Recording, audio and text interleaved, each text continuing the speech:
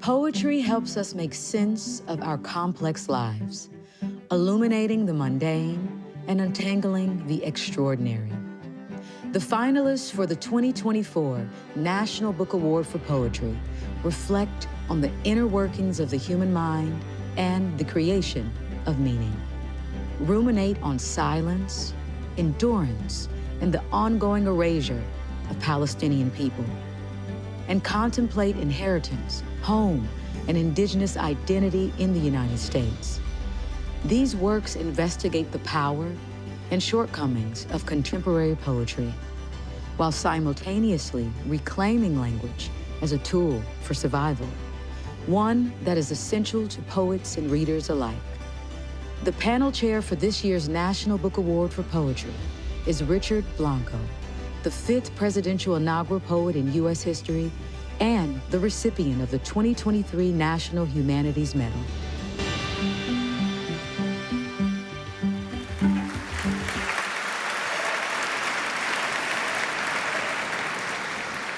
Good evening, everyone. Buenas noches. As my Cuban mother would say, tremenda fiesta, no? Right? This is such a beautiful evening. It's my first time at this award ceremony, and it's such a beautiful, amazing space and energy. It's been an amazing privilege, to say the least, to serve as chair and judge, and a fantastic journey, really, a journey into the essences of the poets that we read, a journey into the very vibrancy of what American poetry is all about, as well as, and very importantly, an unforgettable journey alongside my fellow distinguished judges, 4 immensely talented, sensitive, and insightful poets that have changed my life. Let us all give each of them our heartfelt thanks. Carolyn Forche. And if you're here, like, wave your hand. I haven't seen some of them. Taimba Jess.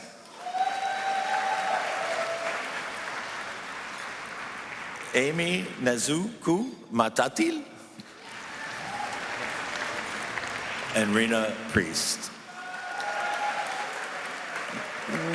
One of the things that I learned of serving as a chair or as a judge is that we have bonded for life around something that is really important to us. And that is another great gift of what the National Book Foundation does for us. Their dedicated passion and work, coupled with the mission of the National Book Foundation, serve to uplift poetry's life-questioning, life-affirming, and life-enriching power, which, of course, we especially need during these tumultuous times, a cliche that has actually come back to life when we most need poetry, to serve as a consolation, to guide us through our storms of hatred and despair, toward horizons of reconciliation and hope.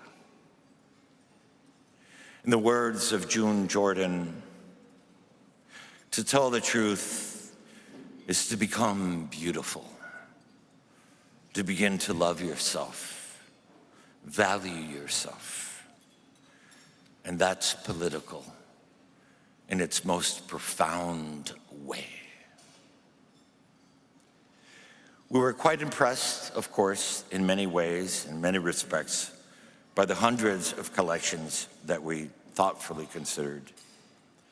And we were especially awed by the incredible breadth and diversity of the many voices, styles, subjects, themes that we encountered. It thrills me to say, or to report, that without a doubt, the state of poetry is indeed alive and well. And thank goodness, and thanks to the courageous and encouraging work of the many poets we deliberated. Especially, of course, those that were shortlisted and the finalists of tonight, all of whom moved us profoundly in different and very important ways.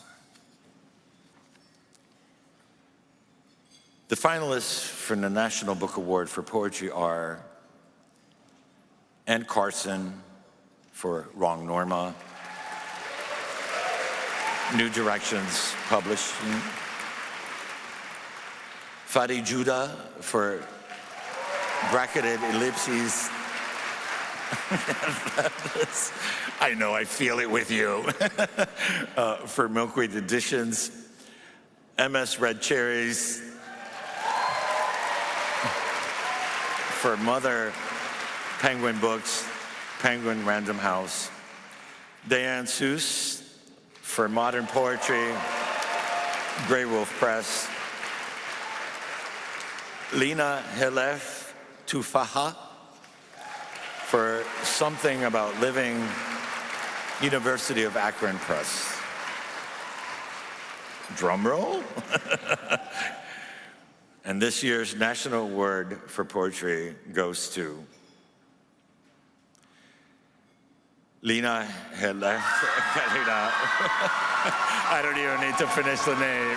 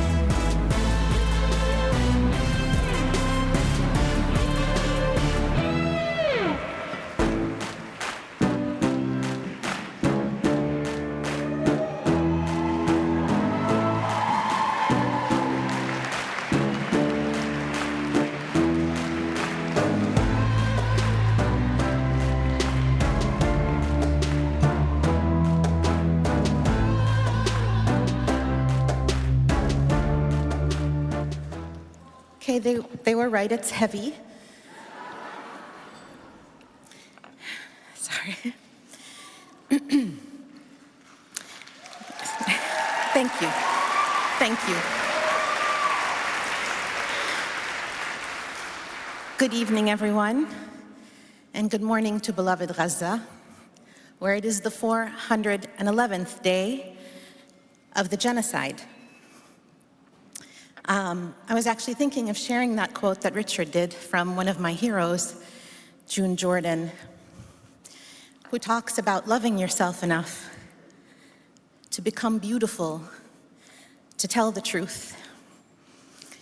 And we are now living in the 2nd November of the American-funded genocide in Palestine. I hope that every one of us can love ourselves enough to stand up and to make it stop.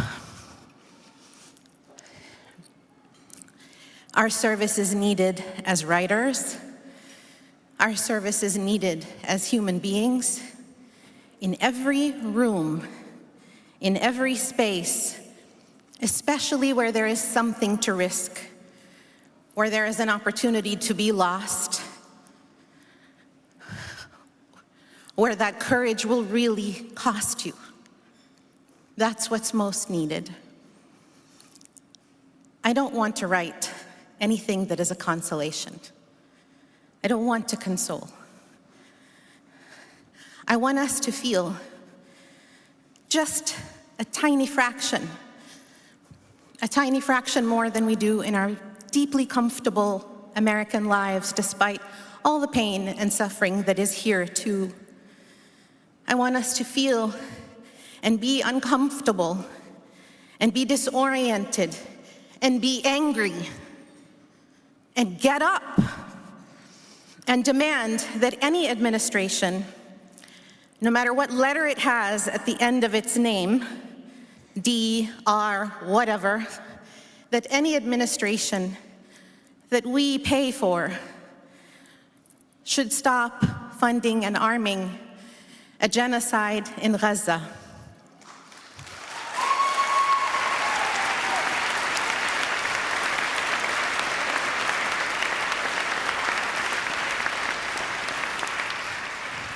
My father's name was Musa Khalaf. He was born in Jerusalem, Palestine in 1938. He sat me down at age 5 and told me the story of the homeland he couldn't live in anymore. And that story has carried me through my entire life, has driven me, has motivated me. I'm proud to stand here today and to accept this honor as a Palestinian American on behalf of all the deeply beautiful Palestinians that this world has lost, and in honor of all those miraculous ones who endure, waiting for us to wake up. Thank you so much.